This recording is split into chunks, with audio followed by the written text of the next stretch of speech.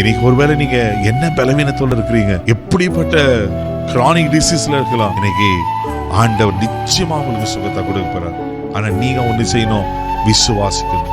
ஆண்டவர் என்னை சுகமாக்குவார், ஆண்டவர் என்னை விடுதலை தருவார், ஆண்டவர் என்னை ஆசீர்வதிப்பார், ஆண்டவர் என் பலவீனத்திலிருந்து என்னை மாற்றுவார் என்று நீங்க நம்பும் போது, விசுவாசிக்கும் போது ஆண்டவர் நிச்சயமா அற்புதங்களை செய்ய உண்மையில தேவனா இருக்கிறார். தேவ பிள்ளைகளை சோர்ந்து போகாதீங்க. 12 வருஷம் பெரும்பாடுனால கஷ்டப்பட்ட அந்த ஸ்திரிய ஆமென் வஸ்திரத்தை ஓரத்தை தொட்ட போது அற்புத சுகத்தை கொடுப்பாருன்னா உங்களை கைவிட்டுவாரா? உங்களை கைவிட மாட்டார்.